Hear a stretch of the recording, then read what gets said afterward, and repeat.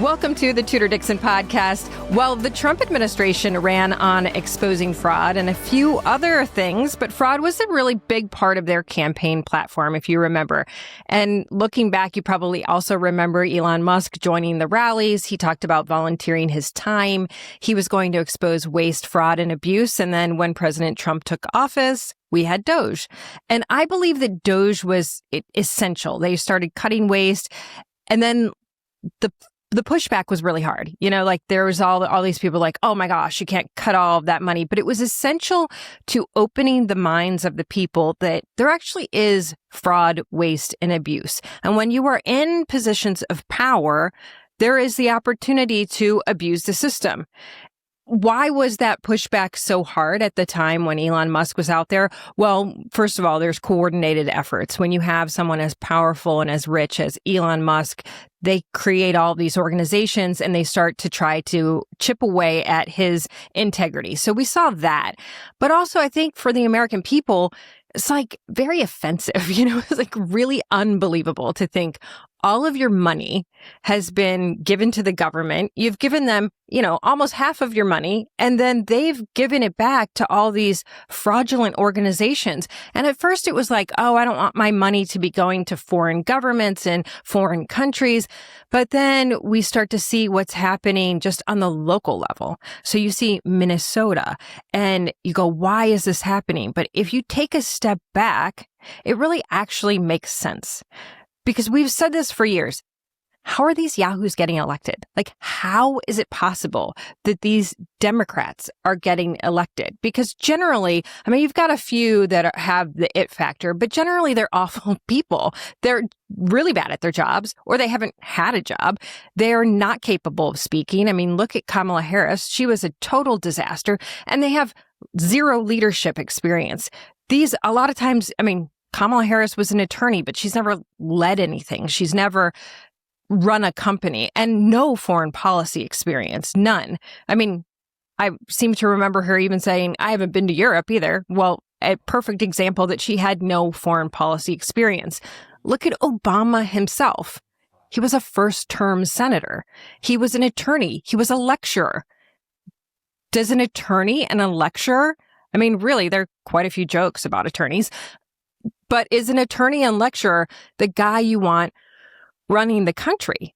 He was one of the few with that it factor I talked about. He could speak convincingly. He was good at the community organizing, probably good at the fraud. I mean, similar to Mamdani, he could get groups together and they looked at him as like there was something special about him. Again, he had that it factor, the strange appeal, even with no message and no experience. And you have to look at that because Trump has that it factor, but he has run companies all over the globe. All across the world, he has worked. He's made deals with people from every country. And yet these Democrats on the other side legitimately have no experience. Mamdani is just the son of someone, like he's just working for his mama. And now he's running the most important city in the world. How is it happening? You have to ask yourself. There's money and abuse of power at all levels. There's manipulative dialogue. These people say certain things and it draws people in. In Minnesota, these fraudsters who took billions of taxpayer money, most of them actually put it back into the campaigns of the Democrats who looked the other way. The whole concept of you scratch our back, we'll scratch yours. That's actually nearly the exact conversation that was recorded with Minnesota Attorney General Keith Ellison when he was running between him and one of these fraudsters. Like, hey, man, we understand you need money to get elected, but you got to take care of us, too. And turns out that fraudster was later indicted. But what about the votes? Because we've been suspicious for a long time. Definitely since 2020. There's something going on with the votes. This is not normal. So I would say in Michigan, it's been a little different. Because in Michigan, I think since 2018, there was something strange going on with the votes. And I believe that this started in 2018 because Donald Trump has that it factor. Because Donald Trump is this anomaly in politics that comes out and says whatever he wants. Might even give you the finger occasionally. but he does whatever he wants, and people still come out and vote for him. And the Democrats are like, what the heck? How is this happening? So they saw that they really believed Hillary was going to win. I mean, remember all the people crying and screaming at the sky? They thought Hillary was going to win. And then she got toasted by him in 2016. So then Michigan changes in 2018. And I believe that's when they were like, we can't win because we're losers. So since we have no policy, we have no plan, we have no message, but we just want power and control and we want to become communists, we're going to cheat because communists cheat anyway. So suddenly I start looking at the numbers in Michigan. You explained to me why in 2014, the Democrat who ran for governor in 2014 received 1.4 million votes. And the Republican got 1.65. So the Republican was just a little bit ahead of the Democrat. Then 2018, suddenly things massively change. Whitmer comes in with almost 2.3 million. The Republican is 1.8. Doesn't go up that much. It's not like this insane inflamed number. Like this number didn't just go out of control. But how does Whitmer suddenly increase 800,000 votes? And those numbers have never changed. Those 800,000 votes in Michigan that suddenly appeared 2 years after an election have stayed there. So we've said for years, how is this possible? But we don't have control. So one thing you have to understand in this state is that we have a corrupt Secretary of State, Jocelyn Benson, who is now running for governor, Katie Hobbs situation, Secretary of State running her own election for governor. We have an attorney general that is as corrupt as they come. Dana Nessel is a Democrat. There's no check on power. Gretchen Whitmer, she's just making videos and climbing the political ladder. So she is never going to say no to anything that's happening on the Democrat side. And we've got a Democrat Supreme Court. There are no checks whatsoever. And for the last year, the last 2 years, we had a situation where before 24, they controlled everything. Now we've got a Republican House, but we're on shaky ground because we don't know what's happening with the votes. So my friend, Tony Forlini, some people call him Anthony, but those of us who know him call him Tony. He's the current Macomb County clerk here in Michigan. Macomb is one of our biggest counties in Michigan. Donald Trump is well loved in Macomb. After 2020, everybody's like, how did we lose this election? Tony was on it. He was looking at the numbers. He's trying to figure it out, but he's never stopped. And he recently found something that is really disturbing. So I'm going to welcome him into the program. Tony, thanks for coming on. Tell us what you found in Michigan when it comes to voting. Well, Tudor, thanks for having me on. I really appreciate it because this is an important message. This is something that when we came upon this and stumbled across it through cross-checking databases, we found something that was incredibly alarming. The first thing is I've won national awards for operational efficiency, so I'm always looking at how do we make our department a little bit more efficient, do a little bit better, bring a better service to all of our citizens. And in doing that, we're looking at the jury room, which is a smaller part of my overall operation. And I asked them, why is it there's so many jurors that are being dismissed? And there are various reasons, right? But the one reason that really caught my attention was non-citizens that were being dismissed. And I thought that was interesting. I says, give me those numbers if you can. And we can actually change our software system back in September. I says, give me everything since September. At least give me a sampling. I want to see what we're looking at. And it was shocking to me that we found 239 people in the jury pool being summoned that were non-citizens. And I thought, how can this even be? Why would they ever be? And we don't get 17-year-olds because they're not old enough. Why is it so easy for non-citizens to be brought into this jury pool? But then it occurred to me, it was like a revelation here. I said, wait a minute, give me these names. I want you, and it just so happens the same supervisor was overseeing both departments at the time. Give me those names. And do me a favor and go over to the election department. I want you to pull every one of these names and see if they are also on the QVF. Well, what's the QVF for people who don't know? Qualified voter file. So that's the statewide system that the Secretary of State maintains the qualified voter files. And so these are all people that are registered to vote. Well, turns out non-citizens registered to vote. Well, they're supposed to be citizens registered to vote. There should never be a non-citizen on that database. Never. Turned out of 239, Tudor, 14 were on that list. 14 people that could have actually voted. And then, of course, the follow-up question is how many actually did vote? 3 of them have a voting record. 1 of them several times. So this is serious stuff. We heard about the Chinese, the person in Ann Arbor made a big splash about it. We caught this guy. Just one. Shows you the system works. Hang on. We found 3 out of a sample of 239. So I think that's critical for people who don't remember back in 24. Suddenly we find out just before the election, because we had early voting and we have all kinds of bananas, absentee voting, and we find out that this foreign national voted, and everybody was like, oh, see, this is this Chinese national at the University of Michigan voted in our election. And it was a big deal because the Secretary of State came out and she kind of announces, yes, we're aware there's nothing we can do. We can't pull back a vote now, but we're on top of it. And it was almost like, is this some sort of a psychological operation on us to make us believe? She's like, oh, I've got this. We found it. This is the only one. Because just in May, she had told us it was not possible. And then I think this vote came in October. And she was like, oh, but don't worry, we found it. We're just not going to pull it out because we can't pull it out of the system. People were outraged then. But now you're telling me you just had the sampling for a few months and you've found that 3 people have voted, which, first of all, I have a couple questions. One, you said there was a change in the system. Did that allow you to see this? So the only reason I was able to go back at this point to September, we're pulling the systems from before also. It was easy for me to look at this grouping of people. So that was the reason. Now, we're not done. We're going to do a little bit more, okay? And we're not done. We're moving forward with every jury pool. We're going to check against that. So it's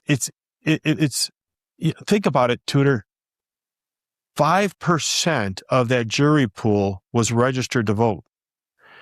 21% of those actually did vote. So, and the question is, how did they get in there to begin with? Well, if you look at the registration form to vote here in Michigan, this is the troubling part. This is the part that people need to understand. And that's why there's this citizens first, for citizens only initiative that's out there. Here's what the application looks like. I'm going to summarize it. Your name.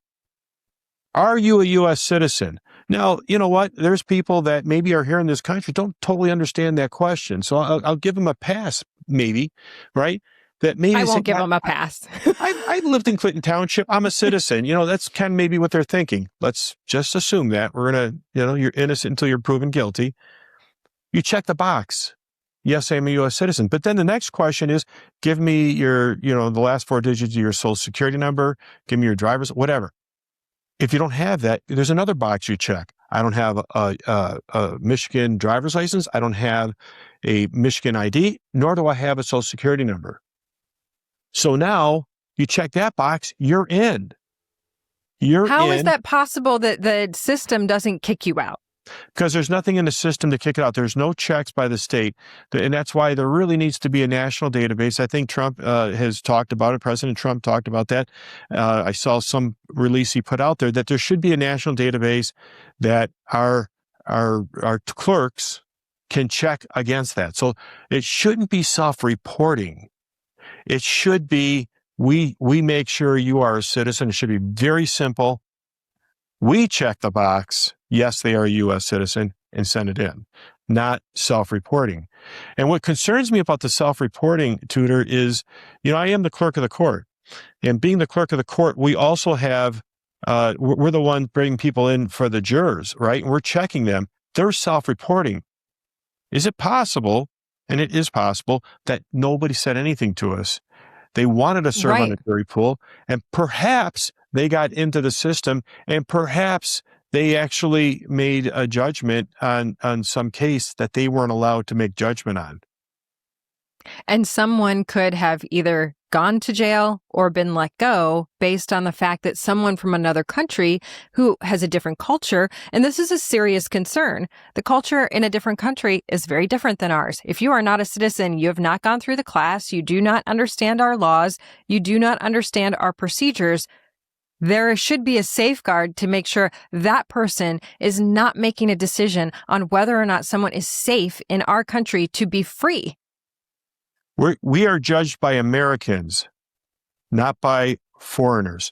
Now, listen, I'm the son of a foreigner. My dad came over from Italy. He took all his American classes and all the things he did. He speaks English, does all these things. And I shouldn't say speak English. He always says, I speak American. And so there's a process, right? That you want to be judged by your peers. Your peers are fellow Americans, not people that are not resident, or they're residents, but they're not citizens of the United States. So how far do you think this goes? Has Jocelyn Benson said anything about this? I don't believe she has. She may have. I didn't see. I'm all about process. The Bureau of Elections did reach out. As a matter of fact, I had 3 special agents from the federal government come into my office. They wanted to look into this a little bit more. So they're going to bring us subpoenas, which they should do and are doing, and we're going to provide the information when they bring that to us. So. That is fantastic news. I think that's what people in Michigan have been looking for. There was never that ability to connect with the federal government while Joe Biden was there. And again, I go back to there are ways, somehow, I believe there are ways that the Democrats are getting elected, and it's not all on the up and up.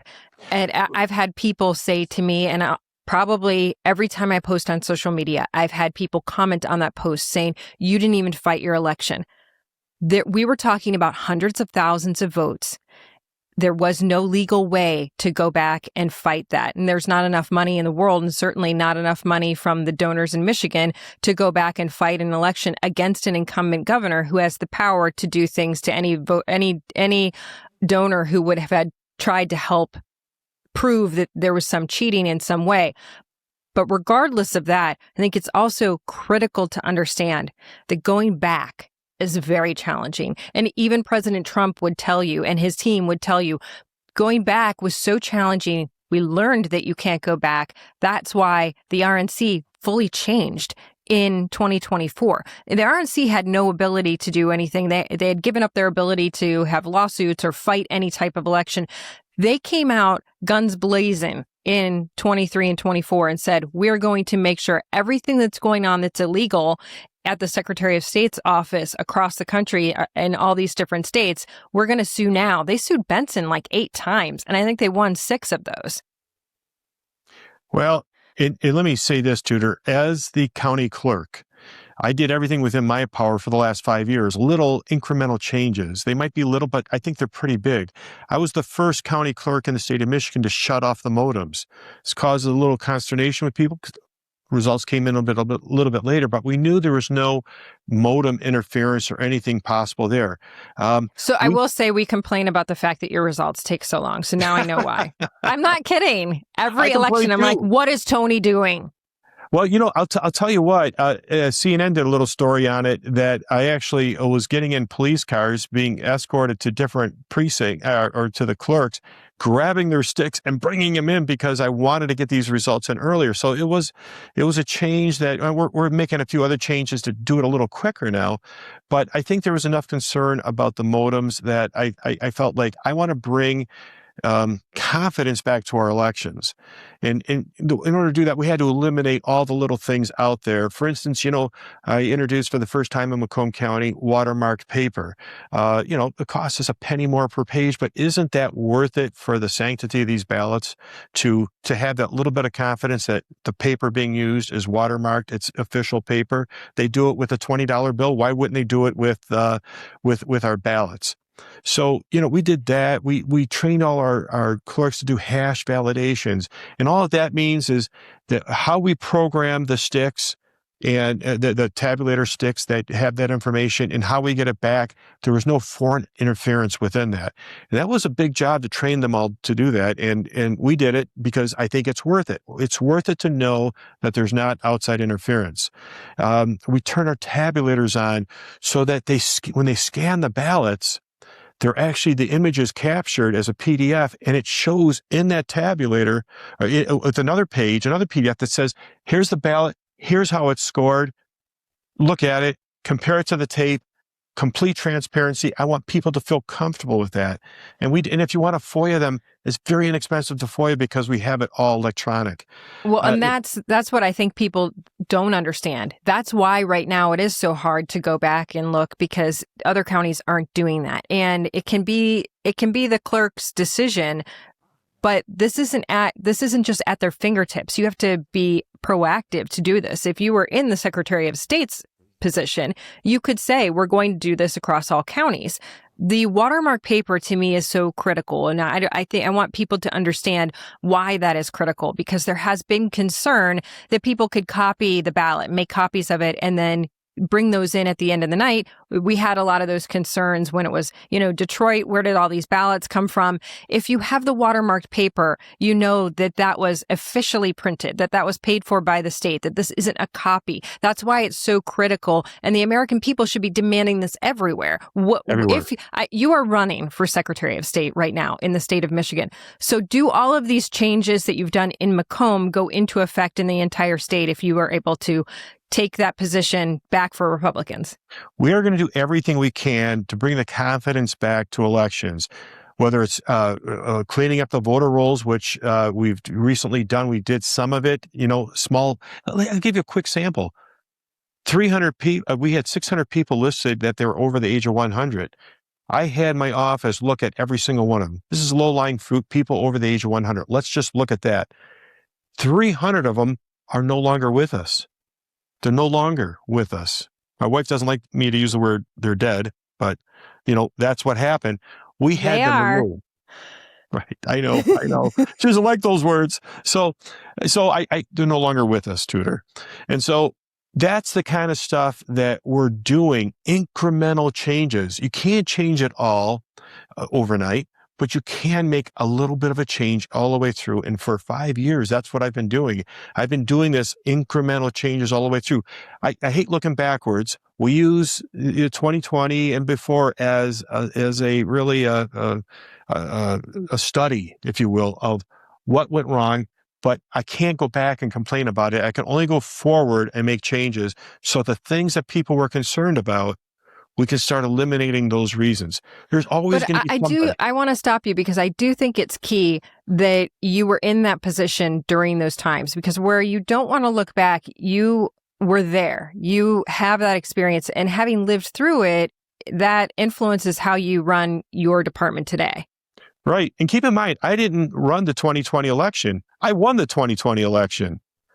So explain that to people. So I ran as the county clerk in 2020 against an incumbent Democrat, one that was fairly popular, nice guy, honestly, and so I won that election by 1,500 votes. And of course, everyone was complaining about the election was fixed and everything else. I'm thinking this poor guy before me that was a Democrat, I beat him in an election that he was in charge of, right?